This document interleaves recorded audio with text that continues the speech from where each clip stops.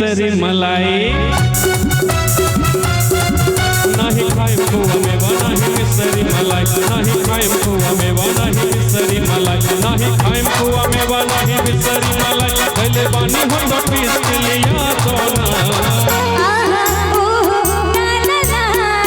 एक गणेश की मम्मी, एक गणेश की मम्मी बस पार भांग किया सोना।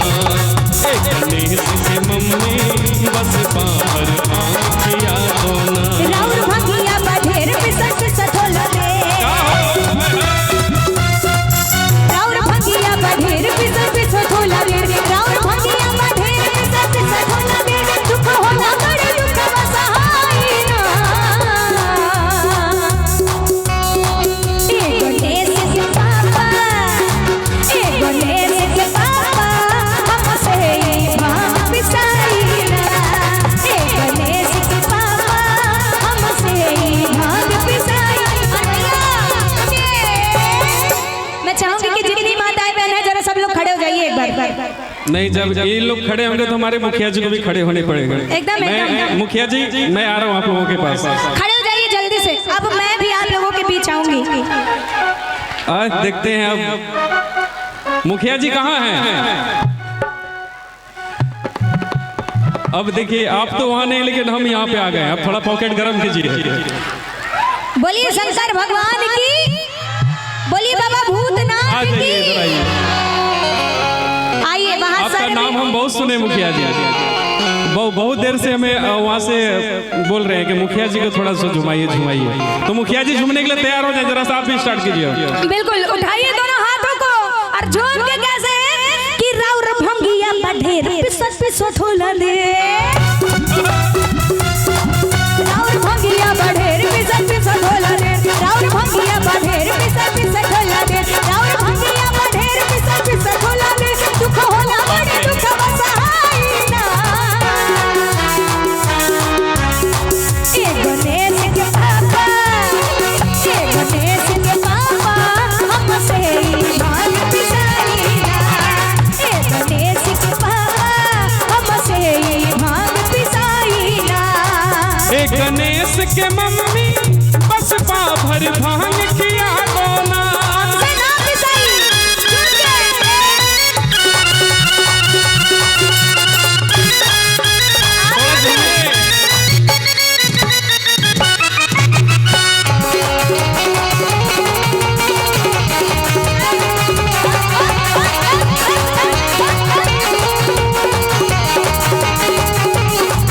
नहीं खाए मखुआ मलाई मिसरी, नहीं चितवा से भंगिया के स्वाद मिसरी। अच्छा। अरे झूम के।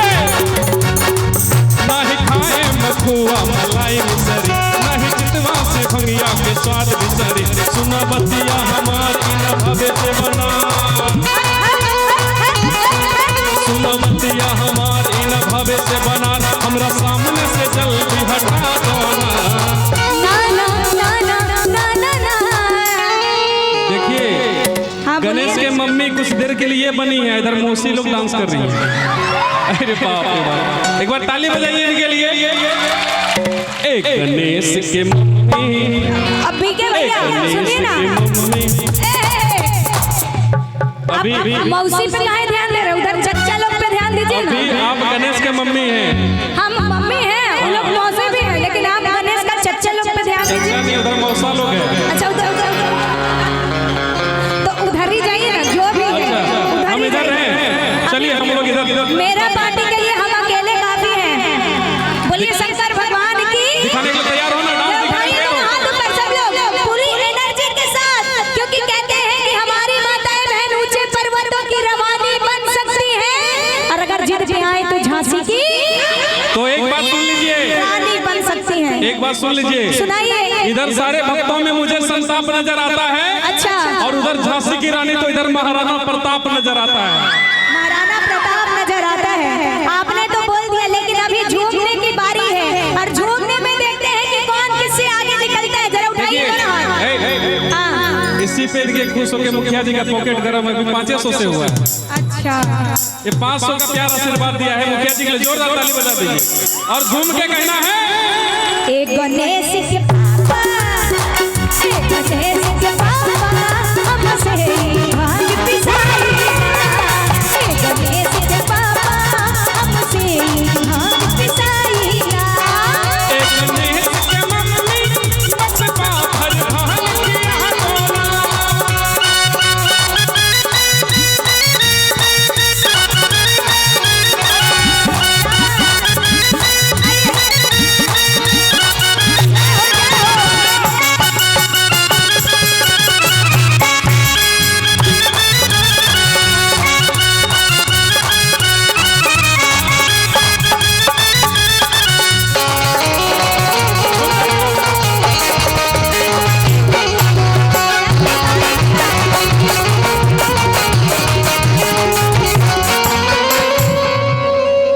अच्छा चाहेंगे एक बार आप मुखिया जी को नचा के दिखाइए वैसे।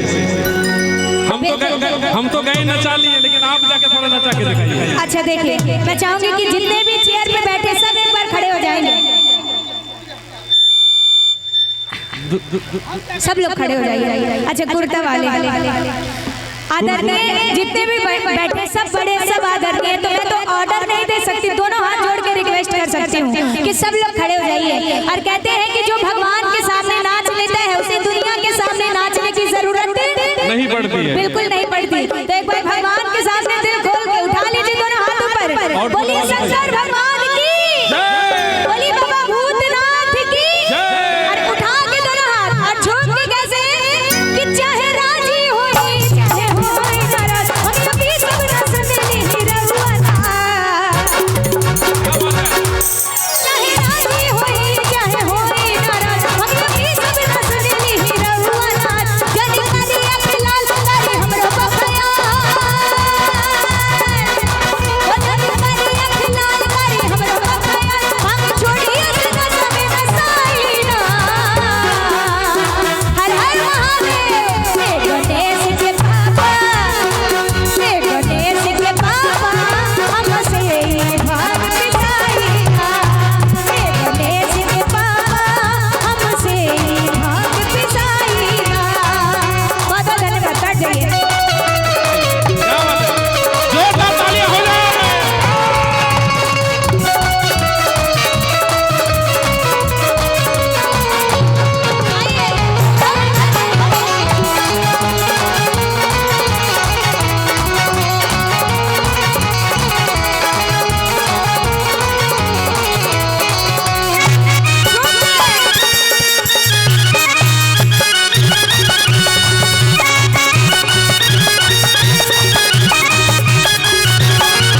अच्छा भंगिया न देबो त गांजा मलो, कम मेहनत के कमाई जल्दी करो।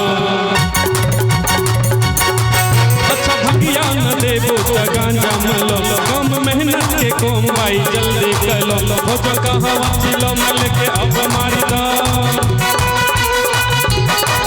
हो जो कहवा चिलो मल के अब मारी दा। बस 4 चिलो भर के थमा दो ना। ना बिल्कुल ना। एक गणेश के मम्मी, एक गणेश के मम्मी, छोड़ा भांग तू गांजा पिया अपना। एक गणेश के मम्मी, छोड़ा भांग तू गांजा पिया अपना। अब मैं चाहूंगी कि सब तो झूम रहे हैं, लेकिन जितने कमेटी वाले हैं फिर से एक बार आ जाइए सामने। हाँ कमेटी वाले जितने कमेटी के यहाँ पे आ जाइए। थोड़ा वहाँ पे क्या होता है, आवाज थोड़ा कट रहा है, उधर जाते हैं तो आप न्यू लोग थोड़ा जनरेशन करा क्लब के जितने भी सदस्य जल्दी जाइए, जल्दी जल्दी। बैठे क्यों है सरकार, आपको भी बोल रहे हैं। आइए बोलिए शंकर भगवान की जय, बोलिए सच्चे दरबार की जय। आ जाइए, आइए महादेव। हाँ आप लोग भी आइए ना, सबको झूमना है एक साथ। बोलिए शंकर भगवान की। आइए और अगर भोले बाबा आप इतना जिद करेंगे तो सुन लीजिए मैं क्या करूंगी। अब जमाना वो नहीं रहा कि आप जो बोलेंगे वो मैं मान लूंगी, बिल्कुल नहीं। अब न्यू जनरेशन आ गया है कि हम न रहबे तोहार घर में भोला, हम न रहबे तोहार घर में भोला, हम न रहबे तोहार घर में भोला। जिहरा चढ़ गइल हमार हम न रहबे तोहार घर में भोला, हम न रहबे तोहार घर में भोला, हम न रहबे तोहार घर में भोला। जिहरा चढ़ गइल हमार भोला।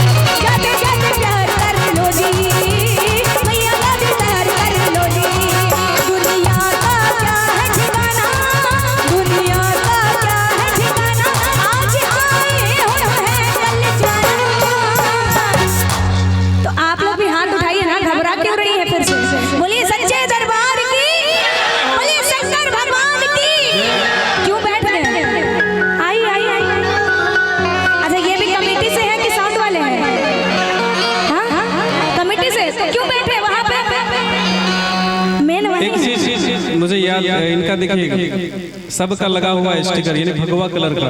हम चाहे एक बार भगवा का गीत हो जाएगा। हाँ बिल्कुल श्री रामचंद्र भगवान के कुछ गीत हो जाए। बिल्कुल इसे खत्म कर ले। हाँ इसे खत्म करके बोलिए सच्चे दरबार की। अरे उठा के दोनों हाथ ऊपर। अरे सर आप क्यों बैठ गए, आइए ना इधर। आइए ना सर।